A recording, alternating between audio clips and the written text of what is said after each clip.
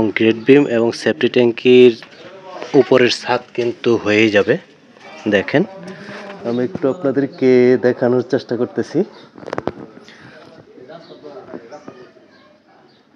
দেখেন আজকে রাতের মধ্যেই ঢালাই হয়ে যাবে মনে হয়। এখানে গ্রেড বিমটা করা হয়ে গেছে।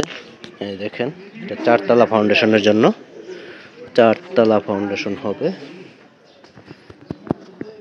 আমি যদি একটু সেফটি ট্যাঙ্কের উপরে ছাদটা যদি একটু দেখাই, ছাদের কাছাকাছি যাব। ছাদের রড বাইন্ডিং এর কাজ চলতেছে।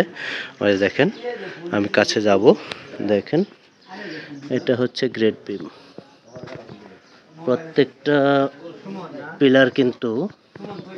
প্রত্যেকটা পিলার 8টা করে রড দেওয়া হয়েছে। দেখেন সবগুলো 16 মিলি রড।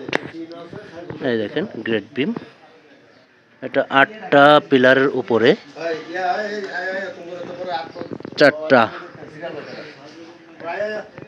4 তলা ফাউন্ডেশন। এই দেখেন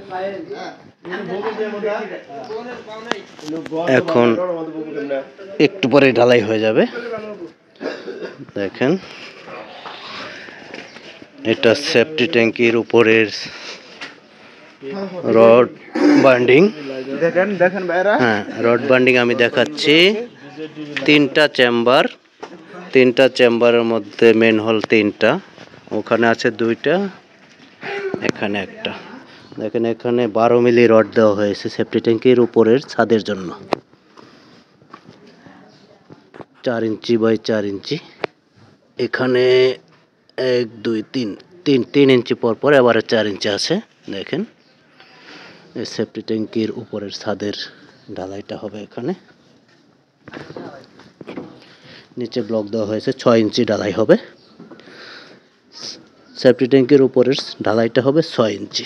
এই যে এটা একটা মেন হল, ওটা একটা মেন হল, ওটা একটা মেন হল, এই 3টা মেন হল। এখানে আবার এই সেফটি ট্যাঙ্কির উপরেই সিঁড়ি থাকবে।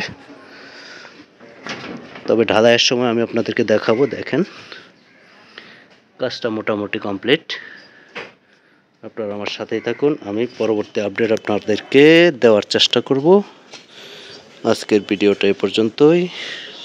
সবাই ভালো থাকবেন, আল্লাহ হাফেজ।